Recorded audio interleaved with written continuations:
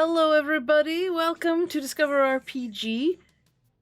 It's Monday, so of course we have this. Hi, Franz. Hi. How are you doing today? I'm good. I'm losing my voice, a little sicky. Well, me and let's say 62% of Franz are here with a special guest, Alex Roberts, who is from Bully Pulpit Games and is the creator of Starcrossed. And we're going to talk about specifically a new expansion. Hi, Alex. Hi. And don't worry, I have enough voice for 1,000 podcast hosts. Perfect. I will make up for it. No worries. I'm here to talk about Starcrossed and Starcrossed love letters, and also whatever else comes up. I just love to chat. That's the vibe. That's the vibe of the stream. So, those of you who might, I assume most of the people that are here are vaguely aware of Starcrossed as a game, or might have just been very attracted to the art that is part of this game, which is lovely and full of my personal favorite, bisexual colors. But Starcrossed has been around since about 2018 came out. I think is about right. Yeah, I think we kickstarted it in 2018 and then fulfilled, a couple months later. And and I had been playtesting it at conventions in one form or another for a couple of years before that. Awesome. So it's been around as an idea for a very long time, but as a thing that you can pick up and play since 2019. Cool. Yeah. So it's been around for a little while. Those of you who aren't aware of it, it is a 2-person role-playing game that uses, well, at least traditionally uses a non-branded you can say Jenga. Oh, you can say Jenga. In the second printing of our game, we were like, we're allowed to say Jenga. We put the little R next to it or whatever, but we're allowed. It's like, listen, we know we don't own the toy, so no. So it uses the Jenga tower as one of its primary mechanics. Yeah, and shout out Leslie Scott. Got in touch with. She's the inventor of Jenga, and got in touch with her a while ago, and we sent her a copy of the game, and she was like, "Whoa, cool! I never thought people would do stuff like this with my game," and I was like, thanks, you're such an inspiration. but I'm very cool and chill though. Of course. Yeah, of course. Yeah, no, you're so cool, so chill. No, that's awesome though. So we are gonna talk. We can talk a little bit about Starcrossed, the original game as conceived, and then we can jump over into what Love Letters adds to it. Maybe what you've modified or kind of what you're excited about with the expansion. Would it be considered an expansion? Expansion is good. Supplement is kind of fun. Okay. Sequel doesn't quite hit. I like expansion because it really is here are some more ways to play, and it contains everything that has been asked for, or that I have thought of, or that I thought might be nice, or that people have been like, oh, why doesn't have that? All of it in the last couple of years. I'm like, here are the answer to all of your questions and requests, and also my notions.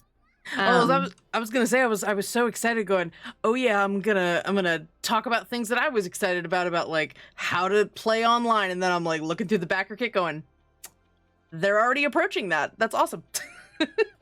I'm not getting a scoop or anything. It's perfect. No, but that's awesome. So let's talk a little bit about Starcrossed as a game system.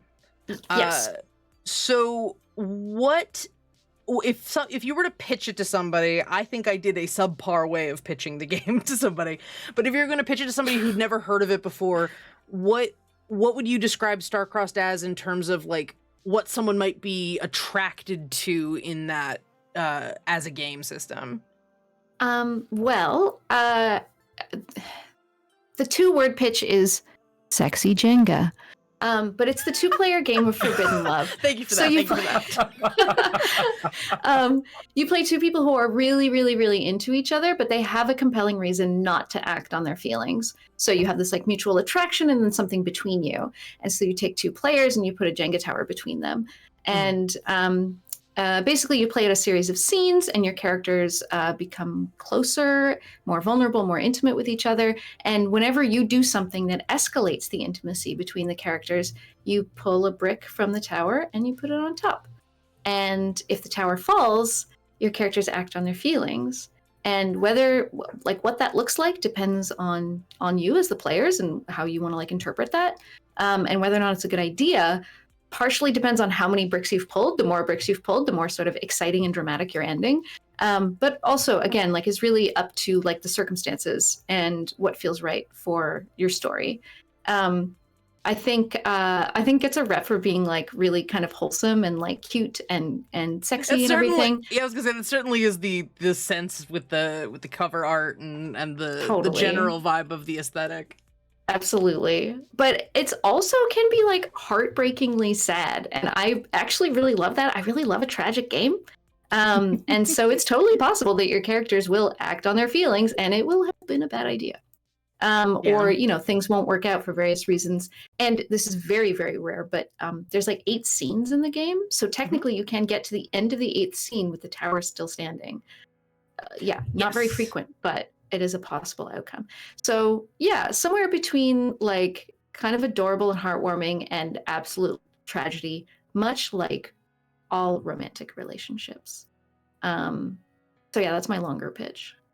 No, it's beautiful. Honestly, one of the things that I was so intrigued by with the system was how you're using the tower. And I don't know if Love Letters adjusts it at all, but the way you interact with the tower, the fact that you literally have to be touching it while you're talking, which adds this whole, it so beautifully expresses what I think even in the write-up it says, the idea of that uncertainty and like anxiousness and, like, kind of excitement, but also kind of terror of whether or not something's going to completely crumble is so beautifully expressed by the fact that you cannot let go of the Jenga tower while you're talking. Thank you. Yes, yeah, that's the thing. So that's like, I took the version of this game that was just like a bunch of handwritten cards and a tower, and brought it to Metatopia, which is like a basically playtesting convention. And yeah, this must have been like 2016, maybe, and maybe 2015. And one of the things that I noticed when I started playtesting it and letting people play it was that they would just, like, talk to each other, like their characters would just exchange dialogue. And I was like, no, it has to be, everything has to be loaded and, like, intense. And, like, I wanted, you know, I feel like certain movies are really well done this way, where I'm in the middle of watching Ang Lee's Lust, Caution. Okay. And it just has this wonderful dialogue of, like, these very, very, very, like, brief, you know, statements, lots of space between them. The idea that you could somehow betray yourself with your words, and so you kind of say as little as possible. And so the only way to kind of get players to be in that mode was, if your character's giving dialogue, you have to touch the tower. And that makes people a little more brief. It makes them a little more hesitant. It's adorable, intense.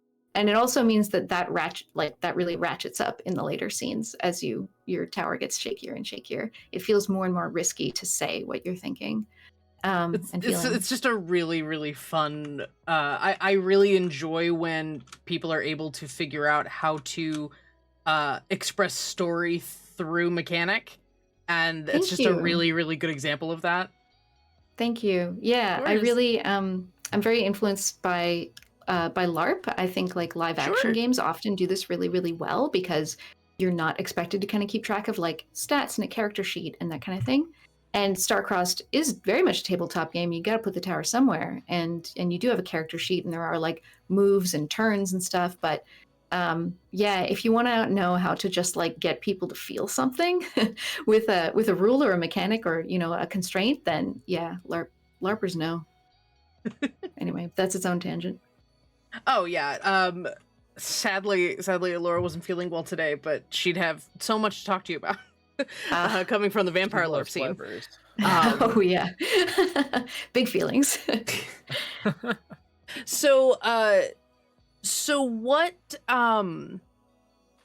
what do you think what brought you to wanting to design Starcrossed in terms of did you want to tell was it because you were driven to tell this particular story, or did you see like there was something missing in the TTRPG space that you wanted to sort of add your spin to it? What kind of drove you to it? This is it. So the game Dread by Epidiah Ravishal. I wasn't gonna mention it unless you did. It's one of the greats. Yes, it's All right, one of cool. the all-timers. Like it was, and it was one of the first non-D&D games that I played too. So it really left a strong impression on me. Sure. And so if anyone doesn't know, it's a game where it's a horror game with like a GM and 3 to 5 players. And whenever your character does something risky, you have to pull from the tower and put it on the top. And if the tower falls, then your character is removed from the game, usually dying. So I played that and I was just like, wow, the tower really like conveys this feeling of like tension and fear. And I thought, you know, nothing is more terrifying than having a crush on someone. I don't know what that says about me, but this was my first instinct. And so I was like, I should like hack Dread. I should like make a Dread playset where you just like have a crush on each other. And then the more that I tried to play with that idea, it actually like, it basically there's now they have nothing in common except the tower, because I kept being like, oh well, okay, it would have to be like probably 2-player, and I think if you can remove the GM, that would be good. And I want to be really specific, and again I started adding rules for dialogue and all this stuff, so it kind of really became its own beast. Although I did before I put it out, I did actually send the manuscript to Epidiah, and I was like, is it cool that I'm doing this? Like, do you think? And he was like, oh my God, please do this. Please. It's so adorable. Anyway, he's lovely. But yeah, so it kind of just came out of like, wouldn't it be cool if this happened? And then I really care a lot about playtesting, and I really, it's the most fun part of game design for me. And so like, you know, I kind of had an idea about what it should play like, but then the more that I play tested it, the more I was like, oh, it can kind of get at this kind of experience. What if I move it a little bit more towards that? Characters, you know, players really enjoy when they have to do this with their character. I'll make that the rule. So yeah, it kind of evolved on its own from there. When you're doing playtesting, do you this was born from a conversation that we were having before we all got together for tonight. But do you find that you or people who are playtesting, did you find that people responded better when they knew the person they were playing with, or did like complete icebreaker games actually end up being really interesting experiences? Well, I'm so glad you asked. One of the things that's in Love Letters actually is this little essay that I have about playing with partners, playing with friends, playing with strangers. Okay. Because it's generally one of those 3 things. And what I've found is that you basically get 3 very different kinds of game. So the game people play with their partners, I never get to see, but I have heard about. Sure. I once visited a friend, and their roommate said, they said, I think my roommate like knows your games. I think they know they're a fan of something or other. And their roommate did show me the chair that she and her girlfriend had broken after playing Starcrossed. So that kind of game is possible. Incredible. That's great. The greatest trophy, right? Who needs a review on the back of the book when you could just have a picture of the chair? Picture of the chair. So there's that kind of game that's possible. Incredible.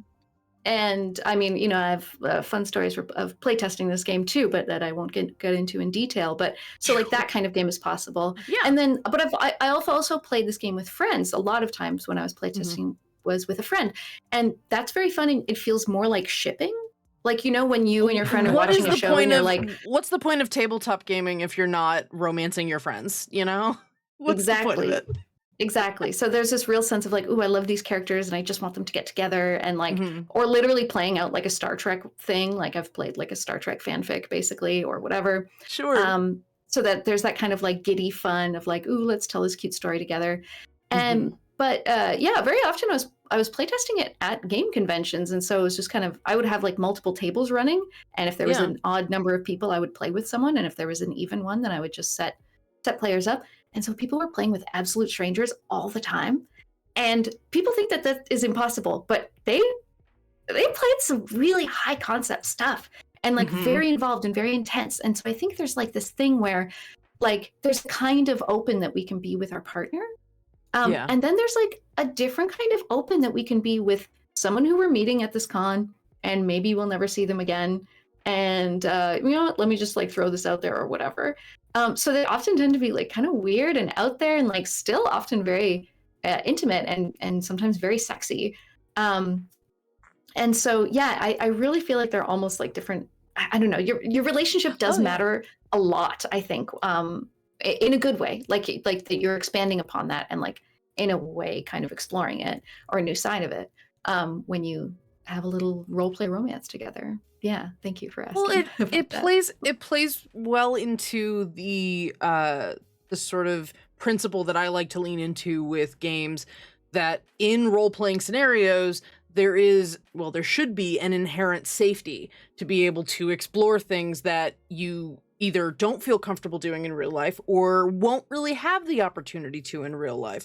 So I appreciate the fact that it's like, yeah, if you're in a space with someone who you like, meeting someone for the first time and then having that game experience kind of plays into the, like, if that ends up being sort of the nature of the, if there's a meet cute in the story, it's almost emphasized by the fact that you literally don't know someone, so you're also trying to like navigate how they role play.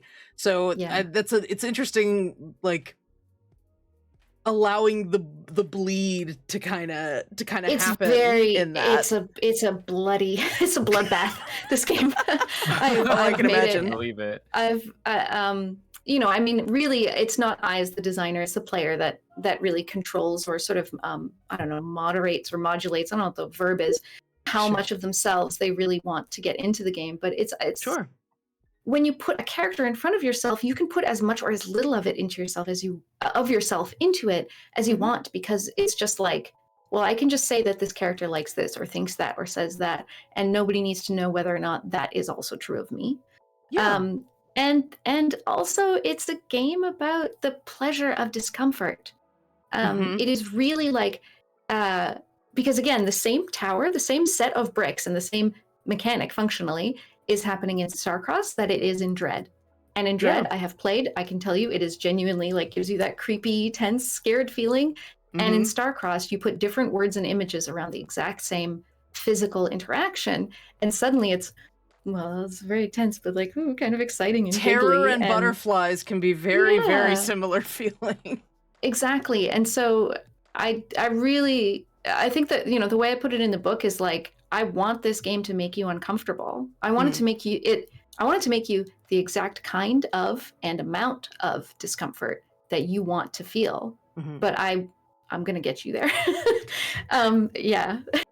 It's good that in the original book, there's like a whole section about the X card as well. Yeah. So it's like, I mean, it kind of goes without saying, but it's important to bring up the fact that in especially a game that is entirely revolving around romance, that safety tools are incredibly important, especially with the straight, like, well, not even especially, I don't think it matters with relationships, with friendships, with strangers. Safety tools are important. Totally. And I was very, very proud that you know, I think we were one of the first role-playing games to ship with an X card, and that's awesome. You know, which is now quite common, which is awesome. And so yeah, that was very, very important to me. And also, you know, Starcross, it takes about 2 hours to play. And sometimes, especially if I haven't played before, almost half of that is setup, is character creation. And this is also very LARP informed. But that's, to me, that is part of the pleasure and part of the fun of the game is talking about different ideas and different things that we want to do. Much like, because the game itself isn't necessarily going to be very slow. Like it could be a very short game, depending on how good at Jenga you are. Yeah, and also pushing over the tower is a valid move, so, you know, putting it out there. Noted. Yeah. Anyway, and also, like, I'm talking about the tower. One of the things that I'm, like, most stoked about in Love Letters is that you can play it sans tower. You can play with a D20. Yeah, I definitely wanted to get into that. Yeah. So, I mean, hell, let's jump into it. So, so Love Letters has a number of things that you're expanding on, or kind of almost like adding some ephemera to the original game. So the first one that really stuck out to me was the fact that it addresses the idea of, okay, well, what if you're virtual, or what if you don't have a Jenga tower? So how do you go about playing that. So what kind of, I mean, you don't have, obviously we're not like handing out the book right now, but if you want to talk a little bit about some of the ideas or the some of the concepts that the Love Letters is playing with. Sure. So, put this game out in 2019 when like online play was definitely not as common. And there's nothing about it in the original book because I'm like, who don't know online? The tower is like so essential. And the thing that actually convinced me that we needed, or the first time I kind of realized like we need to have an official towerless version, actually wasn't about the internet. It was just a friend of a friend who has a hand tremor. And therefore, fair. So Jenga is not going to be a good time for them. And and I was like, oh, dang, everyone should be able to enjoy this fun, sexy time. But thankfully, a designer named Dana Freed many years ago had come up with a Jenga-less version of Dread. So basically did a ton of math that I don't understand to determine basically you roll a d20. And if you roll the same number a certain number of times, then the tower falls. And if you want it to be extra tense, you can hide your own rolls from the other person. We have basically, okay, so Dana Freed did this years ago for Dread. And also my buddy Garrett Writinghouse is like an amazing live action online game designer. So he designs a ton of games that are made for a video call or for text only or whatever, like online. I'm vaguely aware of one that's like a horror game where you're on the security there's view footage. Screen, right? View screen. That's what it is. I have it, and I've been meaning to try it. And I mean, as you can imagine, right? This design tradition also like really exploded in 2020. Sure. And so Garrett is really, really good at being like we don't have to just like modify and like downplay or like make this sort of not as good version for online. You can really take advantage of the affordances of interacting online to like do really weird stuff with it. And so I got those two together and I was like, tell me what to do. Tell me what would work. Give me your brains. And... Exactly. So they kind of co-authored the Star-Crossed Online. That's awesome. So it's really fun. And like one of the things we have this they made this spreadsheet so that you roll in the spreadsheet and it generates a random number, but you don't get to see the other sheet, but the spreadsheet itself is calculating based on both of your rolls. And eventually something will just come up on the screen that's just like, like an old movie that's like access denied. Oh no. It's like Tower Falls. So I'm really, really excited about that. And then also there is just what we call the D20 tower. So you roll a D20, and if you roll and there's other stuff with if you roll the same number twice in a row. Again, never really been a dice math person myself. Sure. And so I was really, really happy to have Dana and Garrett on. And they made a very fun, cool system for playing online, or you just don't happen to have a tower, or a tower's not going to work for you, or whatever, or you just want a different way to play. Who knows? Well, I've been looking into different ways of doing that because we were talking about maybe playing Star-Crossed on stream, and so we were trying to figure out some fun ways to do it. And a bunch of people. My partner also really likes looking at the averages when it comes to dice. But I also found somebody suggesting playing Minesweeper because it has a similar feeling. And so now I'm just Google searching, being like, okay, how can I make Minesweeper with like custom icons and like make it feel like that? So I'm right now I'm like in the middle of it. I've put a lot of time into Minesweeper as someone who had a computer in the 90s, I'm picturing that little smiley face at the top of the thing just sort of getting more and more like, as you get closer to the flag colors changing. Yeah. There's an extra sweat drop on the forehead of the smiley face. Yeah. I mean, that's the thing. Like, so many players have already figured out ways to play online. I've seen people playing online. Decks of cards is another one, is using playing cards, but like only having one black card or only having one spade or something, and then you add red cards because that simulate. It was the fact that I saw someone propose playing with cards and then going, wait, but you have to simulate for when you're playing Jenga, you get the extra row on the top. So like, okay, so you add some red cards in after. I was like, okay, you guys think of the mechanic and then let me know.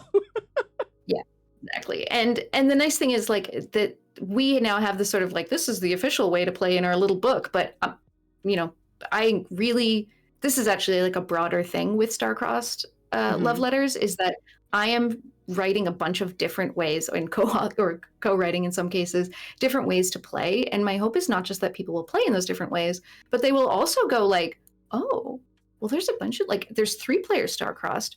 What if there's a way to do it 4-player, you know, or like, oh, there's this way of playing solo Starcrossed. Could we just do it over letters and like both, like, you know, both of us would have towers and we could whatever. Like, I want people to keep playing with it basically and keep like making new ways to play. So I don't know. That's my sincere hope, and I think definitely just the broad like ingenuity of people playing Starcrossed online already. Listen, people want to be horny on main. They will find a way. Bless them. They're my people. That's my core audience. Valid. So you said you'd been collaborating with a bunch of people on like mechanics and things. You also have a bunch of artists.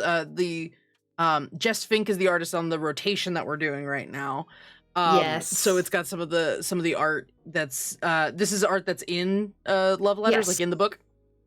So it's beautiful, and I adore every single frame of it. I agree, and like working with Jess on the original game was such a dream. I mean, I've been a huge fan of her work like since I was a teenager. Like I absolutely, I love Chester 5000 and like her Fawn series of comics. Oh my gosh. And so yeah, it was awesome to work with her the first time, because I would just be like, harpy and mermaid, and she'd be like, cool, here they are. Oh my god. And I was, you the know, nuns made me very happy. I think Jess Fink might be how I found Starcross to begin with. I think her art might have brought me that way. That makes me very glad to hear, because yeah, I think anyone who enjoys their comics would probably also kind of be into this game. 100%. And yeah, and so yeah, so I was really, really glad that we could have Jess back, and it was really fun to work with Jess again, and like just so many things where we're just on the same page about everything. Do you know what I mean? Like I would be like, yeah, figure skaters in one of those poses that like it's just a normal pose that they do, but it's so bricks everywhere. Intense.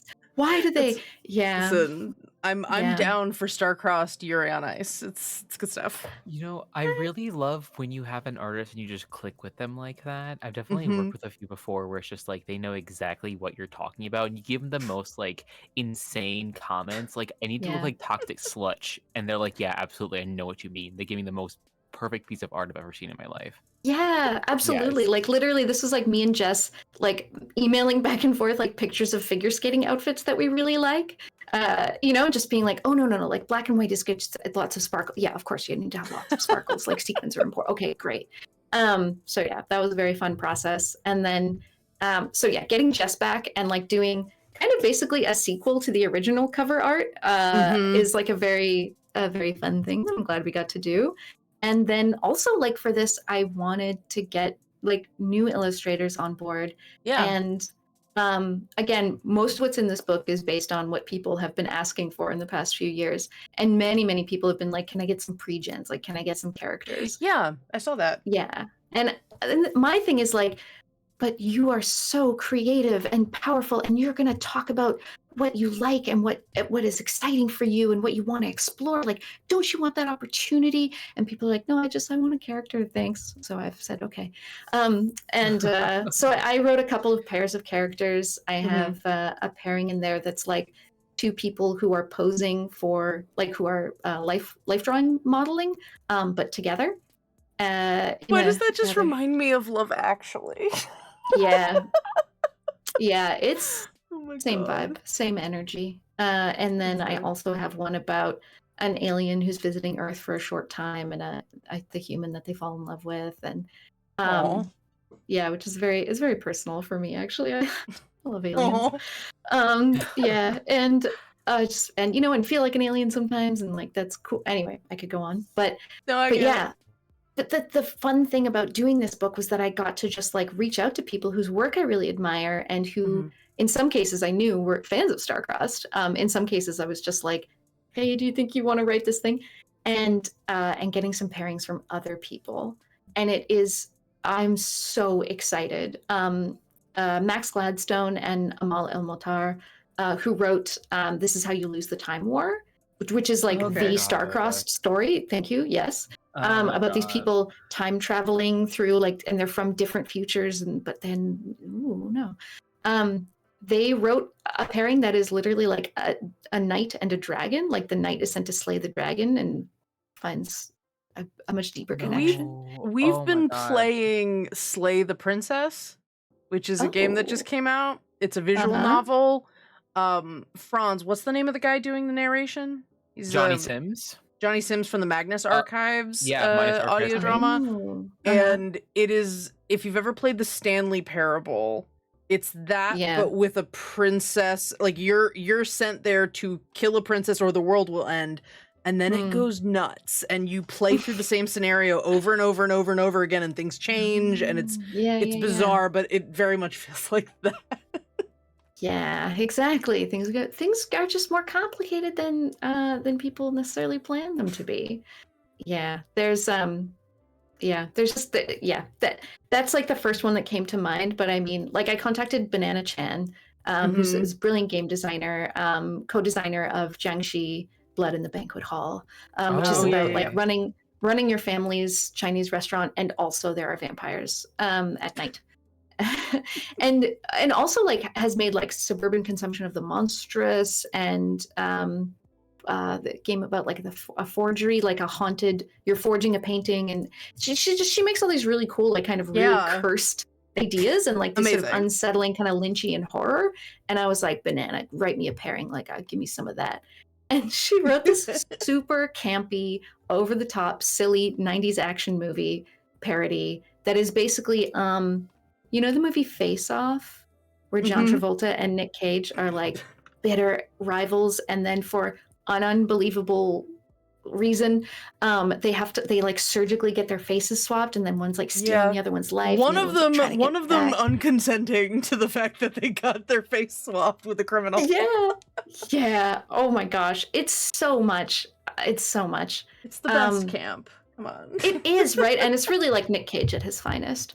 And so basically that happens to two characters, but also they are kind of obsessed with each other, which Nicolas Cage and John Travolta are in that movie, by the way. These are meant very, very invested in each other's lives, but whatever. We won't read into it. It was another time that couldn't happen on screen. But it's always been happening in our hearts. Indie remake when? Queer remake of Face Off. That's what I see now. Or you can play it because it's now a scenario. The queer remake of Face Off is in your hands. And yeah, if you play Banana's pairing. And yeah, so one thing I'm also like very excited about is just that all of these things, like Sharang Biswas wrote one that's about like an exorcist trying to chase down this like possessing spirit, but the spirit keeps jumping into different bodies. And then they fall in love. And so yeah, just like getting all of these like totally left field ideas that were really cool and really out there, and then finding illustrators who I knew could like really capture that, and who would be a good fit in the way that just like Jess Fink is a good fit for Starcrossed. So yeah, it was a nice opportunity for me to just contact a bunch of artists that I admire, and be like, hey, can you draw a knight and a dragon who love each other very much? Thanks, Savani Vorn. You did great work. And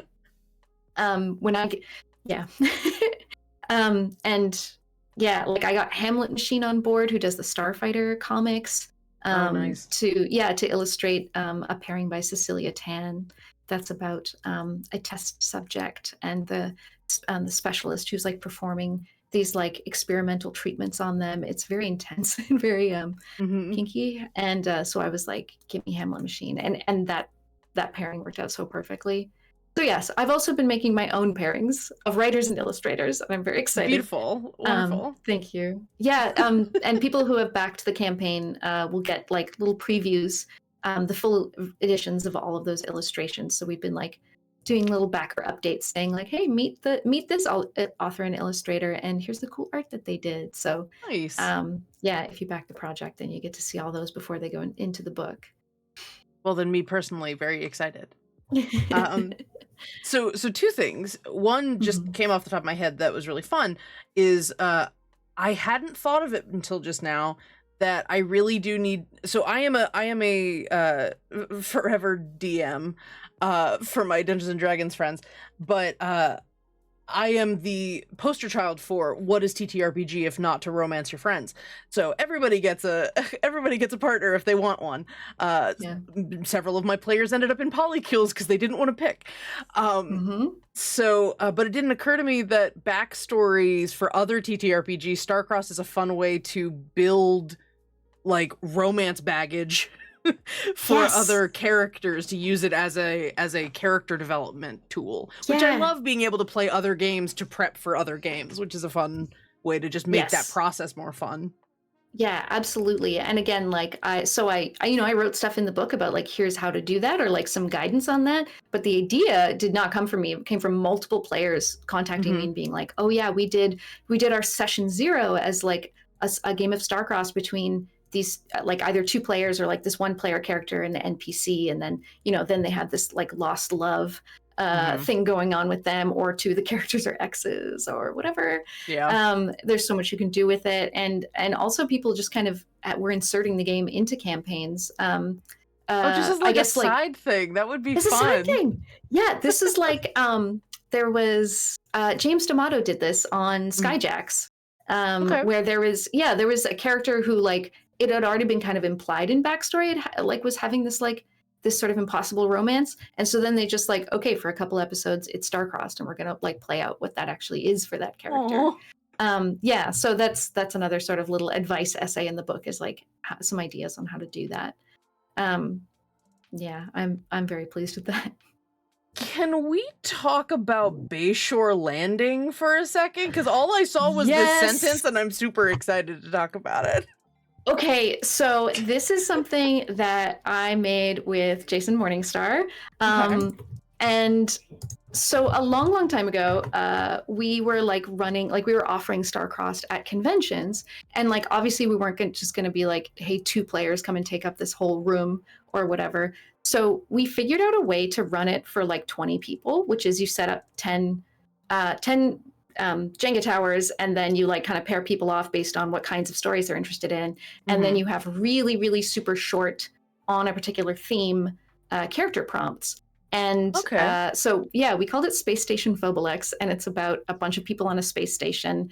And so there's like the grumpy chief of security, and there's like the morose space janitor, and then there's like the space cowboy just breezing through town, and then there's like the space vampire who needs to anyway, all these various characters sort of passing through in a much campier Deep Space Nine kind of way. And beautiful. So it was really, really fun to play. And Space Station Phobilex is like up online. It's free. If you go to the Bully Pulpit website, you can find it. So we wanted to include something in Love Letters like that, but we were like, well, we already put Phobilex out there.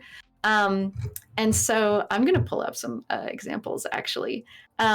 So we made a new set, and me and Jason just had fun kicking around.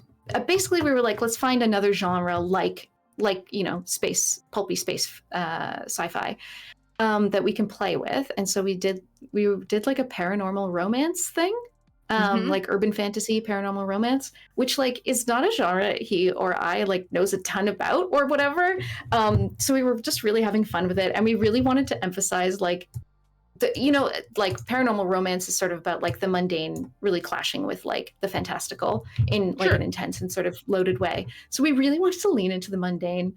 So I'm looking at we basically just took a bunch of who would be in a paranormal romance setting. Let's give them a bunch of adjectives, and then we'll write very brief character descriptions based on that.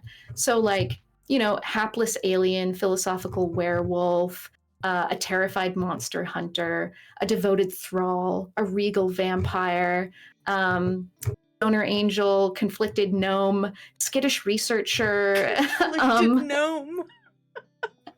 Conflicted gnome, I feel like must be the name of someone's TTRPG publishing house, right? Like, surely. Conflicted gnome, absolutely. Absolutely should be. Grumpy witch, cool zombie. My favorite one is the clueless LARPer. Who's just yes-anding everything. I don't want to break anyone's immersion. People are really taking this very seriously. Yeah. So basically, we wrote up all these characters who have these like sort of very fantastical identities, but often very like mundane reasons to not, to inhibitions to romance. And yeah, so there's like I think 30 of these characters, so you can get as many players as you want. Check them, and any character should be able to like kind of lock, by which I mean have conflict with every other Sure. character. So you can kind of pair people up and give them these little character pre-gens and kind of go from there. But yeah, I really love these characters, and I feel like people should get the book just to read these like delightful little weirdos that me and Jason wrote. Franz, you need to tell Jay that he can make his Sims game into a tabletop game. Oh. Yeah. Just making large casts of characters. Yeah. So, let's see. Just heads up for anybody in chat, if you have any questions, you can throw them at us here in Twitch chat or in our Discord server, where we're just kind of also always vibing and doing silly things. Yeah, let me see. Did I have... Do you have anything, Franz, for chatting that you that struck you with Starcrossed? Ask me anything. You don't know what you say. How does originally like Starcross? Are we talking about just like Starcross the base game? Or are we talking Anything. about love letters? Okay, Whatever. So, I don't think we touched upon this too much, but so the original Starcross is like one-on-one, it's 2 players. How like have you like discussed and talked about bringing like a third, like 4th players into this, like with the original Jenga Tower? Yes, absolutely. That is truly the most requested feature. Is just can I play with 3 players? And it was something that I like, without a love triangle or just a polycule situation. So that's the thing, is that I really was like, I want to do 3-player Starcross, and I want to not make it the sort of like all or nothing, like one guy gets the girl type of love triangle, right? Choose the one, because there's lots of fiction about that, and it doesn't appeal to me, and it's boring, and I don't care. And so it really is like it's triangle rules. Like everybody's into everybody. That doesn't mean that everything's gonna work out fine. Love triangle. Exactly. Not a love angle. Exactly. Get those little this is about 3 people who are all into each other and have some compelling reason not to act on their feelings. The most recent playtest that I did, we were like mech pilots from these like rival noble houses, and we were like, I know, but we all had to go to the same like training camp or whatever, and obviously there's no fraternization. But yeah, we were all in the same bunk. I mean, what do you want me to do? So yeah, we had a very fun time with that. So yeah, and it's not that different from Starcrossed. I mean, basically Starcrossed has like a lead and follow dynamic, where you and your other player are like taking turns, and it's very like back and forth, and you're slightly asymmetrical in what you do. And that is like a fun kind of push and pull dynamic, but obviously doesn't really translate. And so I tried a bunch of different versions with like 3 different roles, and it just kind of never worked. And so 3 leads, 3, like a couple of other adjustments to the way the game works. You play scenes in a round rather than like back and forth. Sure.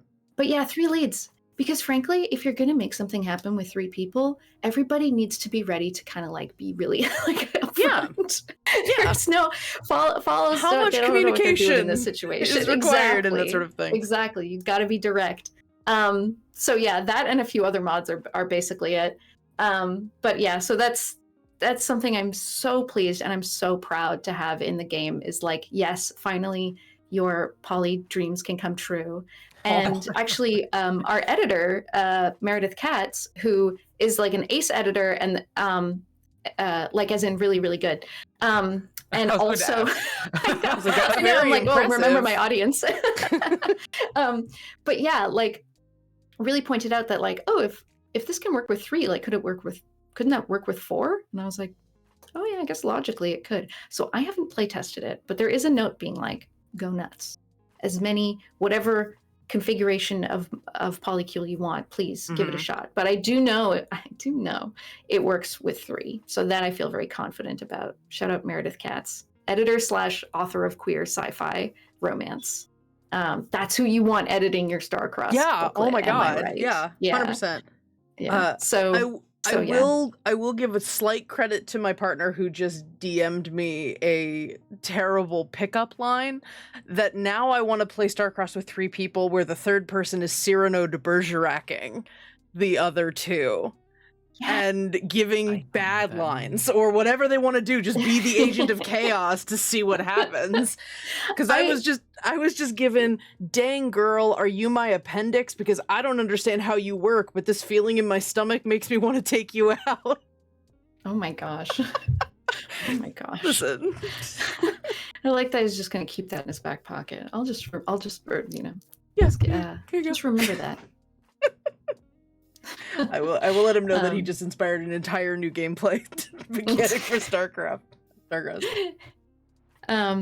Yeah, and like I think actually a lot of those sort of like Archie and Betty and Veronica or Cyrano de Bergerac or like all these other like, you know, your Twilights and so on, love triangle things, like you can play them out. You can just give them a much better ending than their original authors did.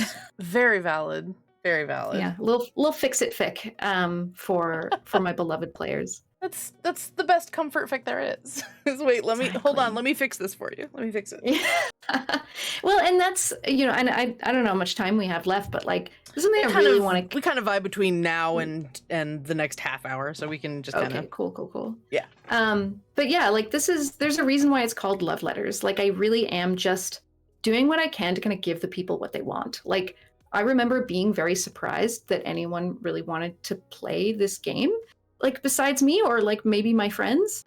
And then we ended up like publishing it, and it actually did really well. And like people responded to it in such a beautiful way. And like people have sent me messages just being like, oh, my partner and I played this every year on our anniversary, or like, oh, my partner and I were like really reconnected after this, like, you know, something, we were kind of distant for a while, or like, you know, some like I was posting about the online rules and someone just gets in touch with me and they're like, oh, my partner is like really far away right now, so like I really want to play with them online so that we can maintain this like connection between us. So yeah, like that means so much to me, like that I just find that's such like an honor that people are having these like lovely times because of a thing, like of a weird idea that I had. So I really do, I just want to give the people what they want. So it's like everybody who wanted 3-player rules, you got it. Everybody wanted like multi-table sessions, like with a bunch of people playing at once and all their stories impact each other, you got it. Like you pre-gens, fine, here you go, lots of them, and they're weird and awesome. And yeah, like solo Starcrossed. I mean, solo Starcrossed is just pure self-indulgence. And I say that with the highest. It's the epitome of now kiss. Yes, and like I oh my gosh. So playtesting solo Starcrossed myself, I was like, ooh, hello. It's very, very fun to, with a prompt, like tell your own romance story that doesn't have to appeal to anyone else on Earth. You know, because like, you know, when you read a romance or maybe like erotica or something like that, where it's like, oh my God, I love this author, I love this artist or whatever, because like, this is my exact thing. But the thing is, you know what your exact thing is. You can find it and you can put it into a little story. No one else has to read it. Certainly no one else has to be entertained by it. And so, yeah, like the playtest feedback that I got was just like, oh, I'm really just writing the parts of a romance that I think are interesting, or I'm writing like, you know, kind of a weird dynamic that I think is sort of hot, but I, you know, wouldn't necessarily put out there in a 2-player game. So yeah, I'm just like, just indulge yourselves. Life is hard. Okay, the world can be it's rough out there. Go and have a nice, sexy time with your friend or friends, or frankly, alone. Even if the world's a trash fire, just have that be your setting and make a post-apocalyptic erotica. Exactly. Love blooms anywhere. So yeah, that's my little rant, I guess. No, it's wonderful. And honestly, I'm so happy that other people found Starcrossed and found that they got so much out of it, because it's so fun when an idea and and like honestly like an aesthetic vibe and like all of it just kind of perfectly comes together and ends up with this really fun concept. Like I said earlier, there are certain things about the rule set that were just like so elegantly done in a way that just like worked out really, really well. The Jenga tower itself, and I said this offline, and I want everyone else to know that, like, I bought a pastel set of Jenga blocks specifically to play this game. I was like, I can't just have regular ones, and if I paint them, I'm gonna ruin the experience. So I found, like, they're probably like little kid Jenga, but I don't care. They're colorful and they're wonderful. I still have them in a bag over there that I need to bust out at some point.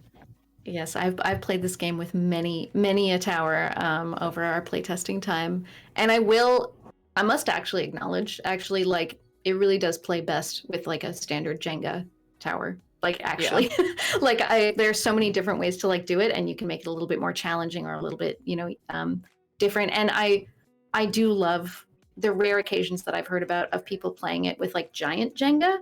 Mm-hmm. I think that's really extra. That sounds like a beautiful addition to your LARP game. Is just you turn a tower over there. You turn a corner and there's just a giant Jenga tower. It's like, oh, we're at that part of the story now. Yeah, this plot line. Okay, hi. Yeah, that's how you can identify where the shipping is happening and where like the battle is happening. Like, just go over to the Jenga towers if you want to talk about that. Just go ahead. Exactly. Oh, beautiful. All right. Well, if anybody has any questions in chat, feel free to bounce them our way. I'm gonna throw the link in again because the whole premise of, besides just wonderful having Alex around, is the fact that Starcrossed has, I think, 17 days left on the backer kit campaign. Yes. And you can get the Starcrossed and Love Letters bundled if you don't have either, or you can grab the new expansion or supplement or whatever we were falling on. You can get Love Letters. So it just means, like, if you have already played Starcrossed and you're into it, great. Like, come grab come get Love Letters. And if you've never heard of it before, that's cool too. Just Starcrossed is also available, and we have like this lovely boxed version where like there's room in there for a tower, and like it has all the scene cards that are really nice in this little envelope. That's very sweet. Die cut. It's super cute. But also, you know what? If you have if you don't care that much, or you got a budget or whatever, the PDF is quite affordable. And it works just as well. Or a space budget. I don't have room for more issue stuff, for more so boxes. many of us, isn't it? Yeah, the curse of the board gamer. Yeah, or the too many stacks of books. I have the backer kit pulled up here now, and I have a question for you, Alex. So the original goal was 5,000 USD, right? We are just at 14.4 thousand USD. How does that feel? Good. It feels good. Yeah. That's awesome. Like, it's great. I mean, like, just knowing that, because the thing is, I was very nervous launching this, in the same way that I was nervous launching Starcrossed on Kickstarter years ago, because I was like when I was making this, I felt so confident. I'm really, really happy with everything in it. I'm really happy with the guests and, people that I got to work with. And I think everything in it is awesome and really sings. And then we started putting together the backer kit, and I was just like, wait, does anyone remember Starcrossed? Does anyone care about Starcrossed anymore? I haven't been to a game convention in a while. So it's very nice when you put it up, and many, many people are like, yes, we do care, and we are excited, and it's fun. So I was gonna say the people that know Starcrossed have a very warm place in their heart for it. It made an impression even the first time that I got to check it out. So I'm just really, really pleased for you and the whole team that you're able to put more fun things. What'd you play as? It was like a cyberpunk kind of thing. One of them was secretly what was it? Replicant? No, not a replicant. They were like a freedom fighter kind of thing. Like they were secretly an eco-terrorist kind of thing. And then just like random delivery person caught up in the whole Oh. situation. It was very Ooh. dramatic.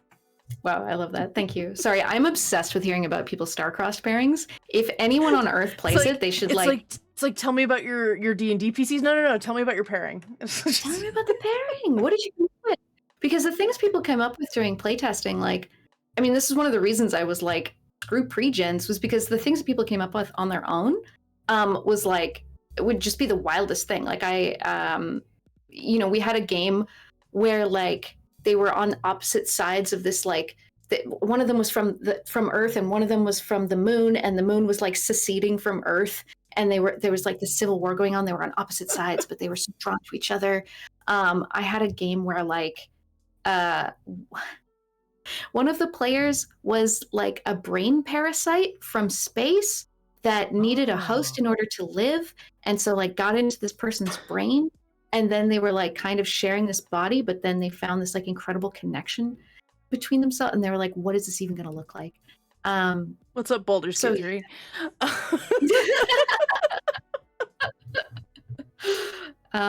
Yeah, so everyone, like, back the project. There we go. I'm doing that. More importantly, Yeah. Tell me what you're doing. Tell me about your pairings. I love to hear it.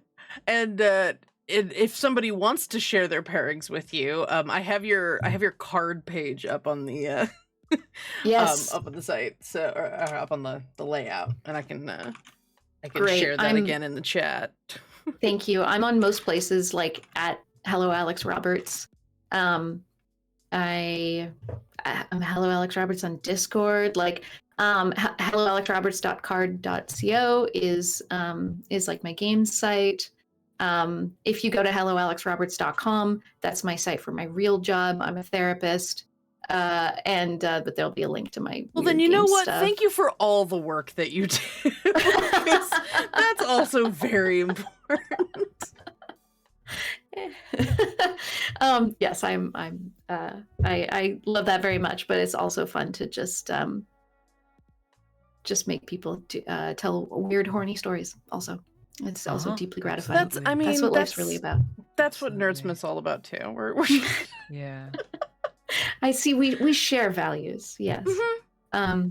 And people can support me on Patreon at Hello Alex Roberts there. And also, like, if you think Starcross is cool and interesting, go to bullypulpitgames.com. They're the ones who are publishing this. They took, frankly, kind of a risk on like me, an unpublished role-playing game author at the time, by making this like weird, silly, horny Jenga game. So yeah, they make good games. They make really, really, really great games. The most recent game, Desperation, just won the IndieCade Award for I think most innovative. And like, yeah, Cowboys with Big Hearts just got an Origins Award for best cover art. Like, yeah, bullypulpitgames.com. Go play everything they did. Like, just check it out. And that's the thing. I'm personally, like, even if you feel like they took a risk, I feel like Starcrossed fits with the overall eclectic vibe of Bully Pulpit. I think, honestly, when I backed the original Starcrossed, I think I got other games from Bully Pulpit when I did that, because I have Ghost Court, which I still haven't gotten to play, and my husband is a prosecuting attorney, and I still haven't gotten him to play. I'm like, you have to be the judge. Good luck. And I also got the Skeletons, which I have like mined for ideas. It's such a cool, like, atmospheric, slow, meditative game, and please, and those of you who don't know Bully Pulpit, they also made Fiasco. That's probably like their big headliner game that they made. So lots of weirdness and lots of opportunities for custom games, because there's a million and one mods for Fiasco, different settings and stuff. So let's put a pin in it right there. Everybody, make sure you check out the backer kit for Starcrossed. And Alex, thank you so much for hanging out with us. This was absolutely delightful. Thank you so much for having me. This is so nice. You're like, oh, come talk to me for an hour about games. I'm like, wow, permission to do the thing I most want to do. So yeah, thank you. This is lovely. Well, and on behalf of Alora, who sadly could not be here, she really wanted to be. If you ever have any interest in working with us running something, we would love to try to run Starcrossed and figure out maybe different ways of doing it on virtual, whether it's both players have a tower or I figure out that Minesweeper idea, because I think that would be delightful. We can run Starcrossed online. There's the one in the book has all kinds of interesting things. Garrett Reininghouse wrote a rule that instead of touching the tower when your characters need to speak, you have to touch the other player's face on your camera on the video. That's so stress-inducing. It is. It's perfect. It's good work. Awesome. So we will talk. Yeah, we'll talk. We'll talk. Yeah. All right, everybody.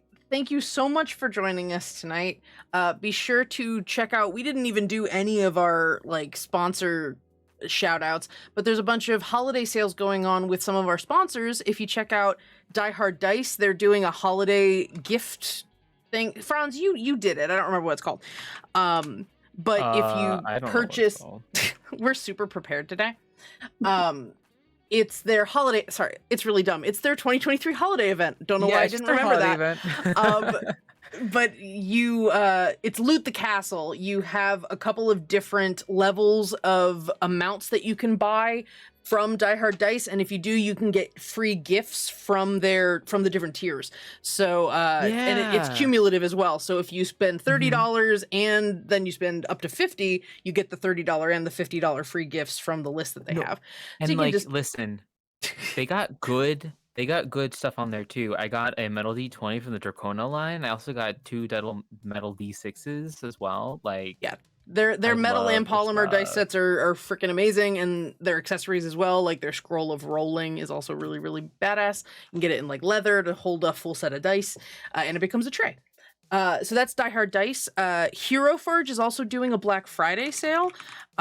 They are doing, I believe it is 20% off their physical prints if you want to get something in metal or plastic, and 50% off, 40 or 50 of their digital stuff. So if you get the 3D printable minis, or if you get them for virtual tabletops like Tabletop Simulator or Tailspire, things like that, you can custom bring in your amazing, ridiculous Hero Forge creations.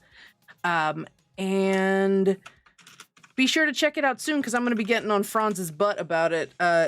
The Dragon's Crown World Anvil is being created. We did it last time on DRPG, so you can check out Franz's D&D game for Horde of the Dragon Queen / Tyranny of Dragons.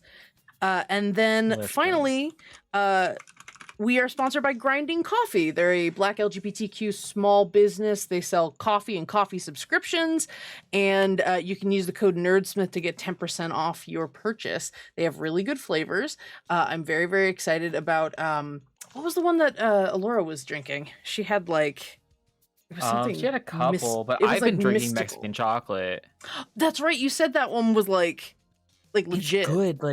I drink it black. I love creamer in my coffee, but Jay's like, oh, this one looks good, and I bought it as a surprise for him, and it's really, really good. I do highly recommend it. I drink it black. It is very good.